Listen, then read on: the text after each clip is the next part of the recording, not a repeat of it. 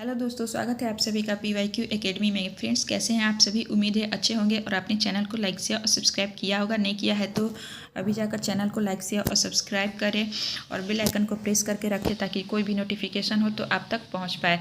Friends, NCERT series को मैंने start किया है और NCERT सीरीज़ में स्क्रीन पर जो आप क्वेश्चन देख रहे हैं ये एशियंट हिस्ट्री के क्वेश्चन हैं और एशियंट हिस्ट्री में भी मैंने एक टॉपिक कंप्लीट कराया हुआ है। और आज जो टॉपिक हम करेंगे ये है मौर्योत्तर कालीन भारत। इससे रिलेटेड जितने भी NCERT बुक में आपके वन लाइनर क्वेश्चन हैं उनको हम यहाँ पे कवर करेंगे। ये सारे क्वेश्चन जो है क्लास 6 to 12 के NCERT बुक में आप देख सकते हैं। अभी ये क्लास 6 या 7 के बुक में आपको देखने को मिल जाएंगे ये जो टॉपिक है इससे क्वेश्चन, क्योंकि अभी स्टार्टिंग चल रहा है और इसके 8 पार्ट कंप्लीट हुए हैं NCERT से।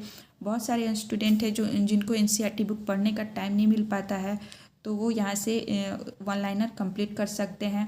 ये सारे वन लाइनर आपके आगामी एग्ज़ाम के लिए बहुत ही ज़्यादा इम्पॉर्टेंट है और ये सभी जो है ये आपके दिसंबर चल रहा है, अभी सीटेड होने वाला है। सीटेड सेकेंड पेपर में जो है NCERT से ही क्वेश्चन आते हैं 60 मार्क्स के। तो जो भी स्टूडेंट सोशल साइंस के स्टूडेंट हैं तो उनके लिए भी ये पेपर बहुत ही ज़्यादा इम्पॉर्टेंट है, क्योंकि इस सीटेड में वनली एंड वनली यहीं से क्वेश्चन आते हैं NCERT से। और इससे आप मिस ना करें और इस वीडियो को ज़रूर देखें। ये अगर आपका NCERT कंप्लीट रहेगा तो आप 60 में 50 मार्क्स तो ला ही सकते हैं ईज़िली।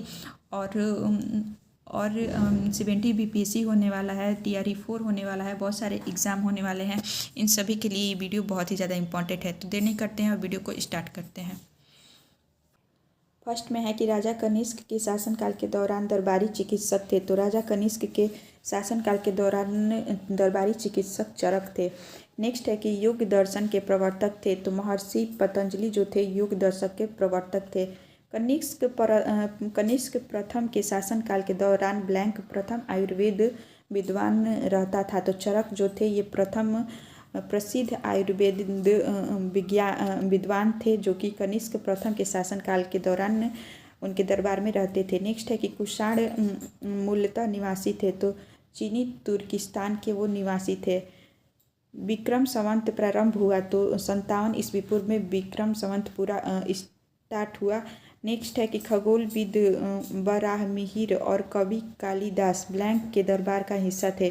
तो विक्रमादित्य के दरबार के वराहमिहिर और कवि कालिदास हिस्सा थे। नेक्स्ट है कि ब्लैंक भारतीय राजवंश ने अपने शासकों के चित्र वाले सिक्के जारी किए थे। तो सातवाहन वंश ने अपने शासकों के चित्र वाले सिक्के जारी किए थे। कनिष्क वंश से संबंधित है। तो कुषाण जो है ये कनिष्क वंश से संबंधित है। नेक्स्ट है कि शक युग आरंभ हुआ था। तो सन 78 ईस्वी में शक युग आरंभ हुआ था। कुषाण राजाओं में सबसे मशहूर कुषाण थे जो कुषाण राजवंश में तीसरे शासक थे। ईसा पूर्व पहली शताब्दी की शुरुआत में कुषाणों ने भारत की उत्तर पश्चिम सीमा पर अपना अधिकार स्थापित किया। ईसा पूर्व यानी कि पहली शताब्दी की शुरुआत में कुषाणों ने भारत की उत्तर पश्चिमी सीमा पर अपना अधिकार स्थापित किया। उड़ीसा के उदयगिरी से हाथी गुफा शिलालेख कलिंग के राजा खारवेल ने लिखा था। उड़ीसा के उदयगिरी से हाथी गुफा शिलालेख कलिंग के राजा खारवेल ने लिखा था। खारवेल जो शासक थे ये कलिंग के राजा थे खारवेल। नेक्स्ट है कि कालिदास के मालविकाग्निमित्र का नायक अग्निमित्र था, पुष्यमित्र का पुत्र। कालिदास के मालविकाग्निमित्र का नायक अग्निमित्र जो था वो पुष्यमित्र का पुत्र था। नेक्स्ट है कि सिमुक संस्थापक था। तो सिमुक जो है सातवाहन वंश का संस्थापक था। कादमक क्षत्रपों ने अति दुर्लभ सिक्के प्रचलित किए जो कि ताम्र धातु में है। अशोक के द्वितीय शिलालेख में उल्लेखित नहीं है। सातवाहनों के बारे में अशोक के द्वितीय शिलालेख में उल्लेख नहीं है। खारवेल के विषय में जानकारी का स्रोत है। तो खारवेल के विषय में हमें जानकारी मिलता है हाथी गुफा के अभिलेख से। हाथी गुफा अभिलेख से खारवेल के विषय में जानकारी मिलता है। नेक्स्ट है कि राजवंशों में सबसे पुराना राजवंश था। तो सातवाहन जो राजवंश है ये सबसे पुराना राजवंश था। मौर्यों के बाद दक्षिण भारत में सबसे प्रभावशाली शासक राज्य था। मौर्यों के बाद दक्षिण भारत में सबसे प्रभावशाली जो राज्य था वो है सातवाहन। सातवाहनों की राजधानी अवस्थित थी अमरावती। अमरावती जो है ये सातवाहनों की राजधानी थी। नेक्स्ट है कि कनिष्क के सारनाथ बौद्ध प्रतिमा अभिलेख की तिथि जो है ये है 81 ईस्वी सन। 81 ईस्वी सन जो है कनिष्क के सारनाथ बौद्ध प्रतिमा अभिलेख की तिथि है।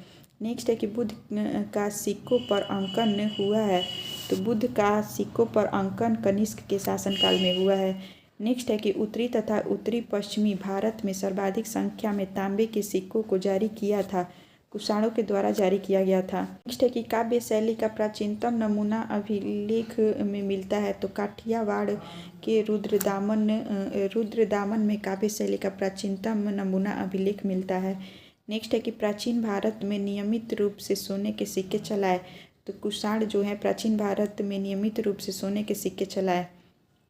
बिना बेगार के सुदर्शन झील का जीर्णोद्धार कराया, तो रुद्रदामन प्रथम ने बिना बेगार के सुदर्शन झील का जीर्णोद्धार कराया। प्राचीन भारत के साहित्यिक इतिहास में पाणिनि और पतंजलि ख्याति प्राप्त नाम है, जो कि शुंग राजवंश के समय में फले फूले, यानी कि शुंग राजवंश में इनका विकास हुआ साहित्यिक इतिहासकार पाणिनि और पतंजलि का। विक्रम संवत प्रारंभ हुआ 58 ईस्वी पूर्व में विक्रम संवत प्रारंभ हुआ। महाभाष्य के लेखक पतंजलि समय सामयिक थे, तो पुष्यमित्र शुंग के समय सामयिक थे। विक्रम एवं शक संवतों में अंतर जो है ये 135 वर्षों का अंतर है। पुष्यमित्र जो कि अंतिम मौर्य सम्राट बृहद्रथ का सेनापति था ने राजा की हत्या कर दी और एक नए राजवंश की स्थापना की। उसका वंश था शुंग वंश था। पुष्यमित्र जो कि अंतिम मौर्य सम्राट बृहद्रथ का सेनापति था ने राजा की हत्या कर दी और एक नए राजवंश की स्थापना की। उस राजवंश का नाम था शुंग वंश। कुषाण शासक इतिहास में बौद्ध धर्म के महान संरक्षक के रूप में प्रसिद्ध है, जिन्होंने चौथे बौद्ध संगति का भी आयोजन किया, जो कि कनिष्क के द्वारा किया गया।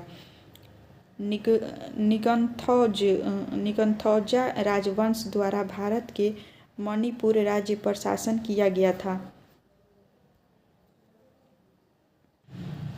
नेक्स्ट क्वेश्चन है कि शुंग वंश का शासक था, तो पुष्यमित्र शुंग वंश का शासक था। उड़ीसा में उदयगिरी की पहाड़ियों में हाथी गुफा शिलालेख का उत्कीर्ण करवाया था, तो खारवेल ने कराया था। नेक्स्ट है कि विक्रम संवत आरंभ हुआ था, तो 57 ईस्वी पूर्व में विक्रम संवत आरंभ हुआ था। नेक्स्ट है कि ब्लैंक के लिए एका ब्राह्मण प्रयुक्त हुआ है, तो गौतमी पुत्र सतीकर्णी के लिए एका ब्राह्मण प्रयुक्त हुआ है। नीचे में सूची दिया गया है, सूची 1 और सूची 2। फर्स्ट में है कि डिमेट्रियस जो है हिंद यूनानी से संबंधित है। रुद्रदामन जो है ये शक से संबंधित है। गोंडोफनिज जो है ये पहलव से संबंधित है और बीम जो है ये कुषाण से संबंधित है।